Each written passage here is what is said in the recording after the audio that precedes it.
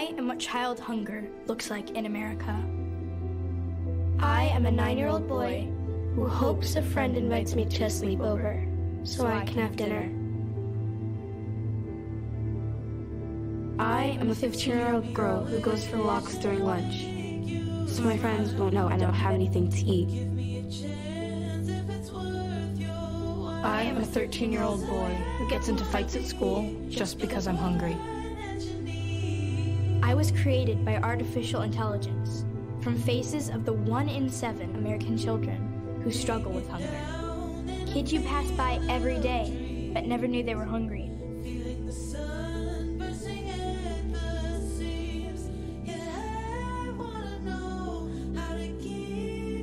Feeding America, 200 food banks strong. The story I'm about to share with you is probably a story that I shouldn't share at all, but somebody needs to hear about this. My freshman year in college, I started working for Feed America on a volunteer basis. Wasn't getting paid any money. I just felt like I wanted to give back to my country. If you're not familiar with Feed America, the premise is that there are Americans who are hungry, and that's true. There are plenty of children in this country who don't eat lunch, they don't have dinner, because their parents can't afford to put food on the table. And I'm not talking about homeless children. I'm talking about working class people who don't make enough money to put food on the table. When I first started working for Feed America, my job was just to make sure that people got food to their houses. And this was facilitated by partnering with local churches where people would pull up into the parking lot and they would get a box of food for them and their family. By my junior year in college, was special operations. And I don't mean special operations like a military special operation. I just mean these were special operations. One that I'll never forget is when we went on to a Native American reservation in Oklahoma. Now, the gentleman that I had been working with for the past 2 years, Frederick, was cool. He treated everyone with dignity. And for some reason, I still don't know to this day, they switched the head of field operations to a named Mason. So we head on to this Indian. Now, to give you a juxtaposition between Frederick and Mason, Freddie, as everyone called him, never, absolutely never mistreated a person. I've never witnessed him mistreat anyone. He was always cordial, always in his conversations with God bless you, always giving people encouraging words like things will get better. We're here to help. Mason, on the other hand, was shrewd, cold, detached. It was just a job to him. The first day we're there on the reservation, not too many people come. And in my mind, that was absolutely understandable. We had to earn people's trust. That day, we only gave out 6 boxes of fare. We stayed there the entire day until sundown, and then we left. Following day, we come back in a truck. That day, we give out 50 boxes of food. And when I tell you it felt great to help people, it felt fantastic. But that's when Mason started all the grumbling. And quite frankly, one of the things that he said to me was, these Indians have their own land. I don't know why we got to be responsible for feeding them. They said they wanted their own land. They have it. They need to grow food on their own land and feed themselves. You know how it is. It's not what you say, but how you say it. He could have phrased that differently. He could have said it in many different ways. But he decided he was going to say it, man. Standing off to the side. He wasn't in line. He was just standing off to the side, observing, cut his eyes at Mason when he said those words.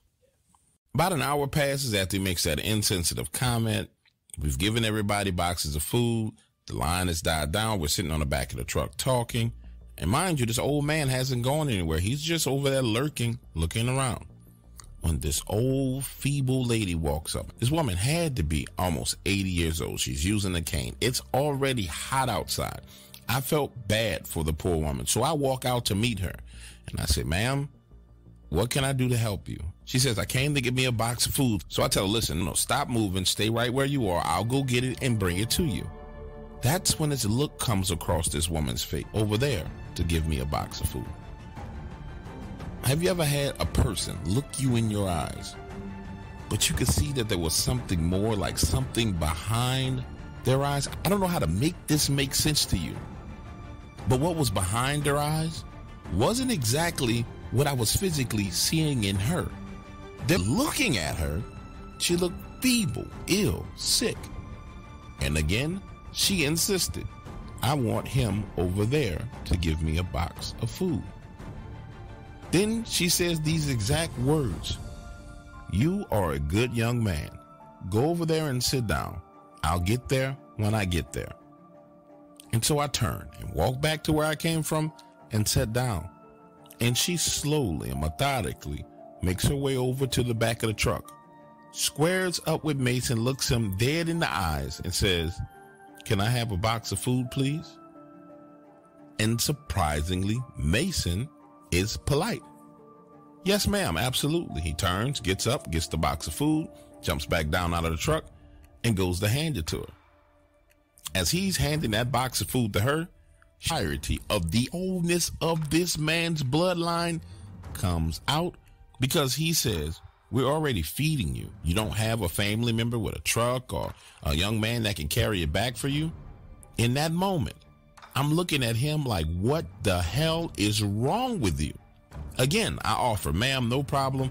I'll carry the food back home for you. I'll be happy to assist you.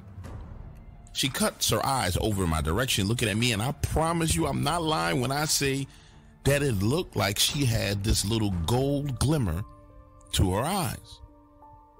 I saw it for a split second, and it scared me. It reminded me of how you shine a flashlight on an animal's eyes in the dark, how it gives that little glow off. It was just like that, but it was golden, and it was broad daylight.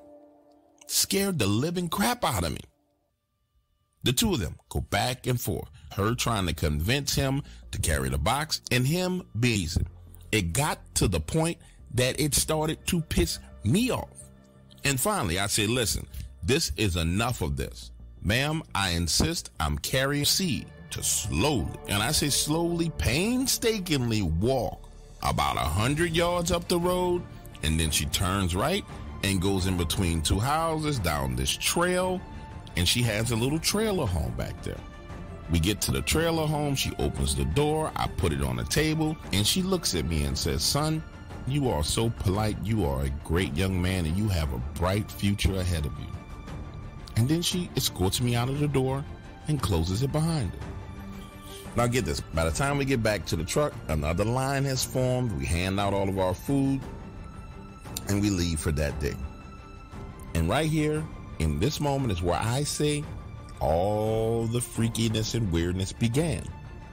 Because when we were pulling off, I distinctly remember that same little old man standing right at the backside of our truck. I remember looking at him before I circled around and got into the passenger side.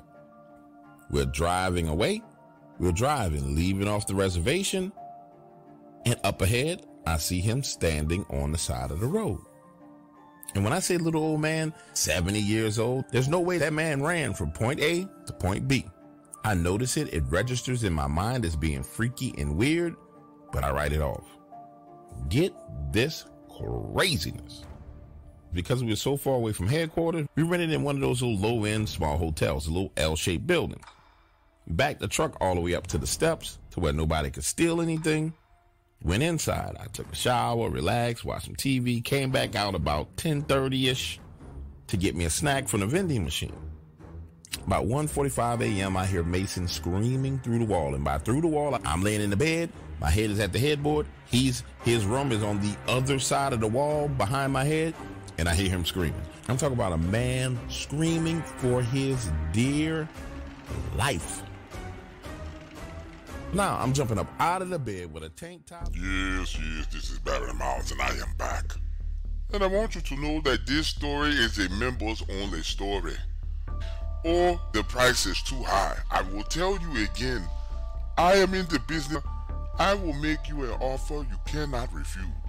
Those of you who have bought our books know that I have made you an offer. Those of you who have signed up and abandoned your carts, you know that Byron has made you an offer. Yes. There are plenty of deals to be made, and this is what I do for a living. Come and make a deal with me. Yes. Make a deal with me.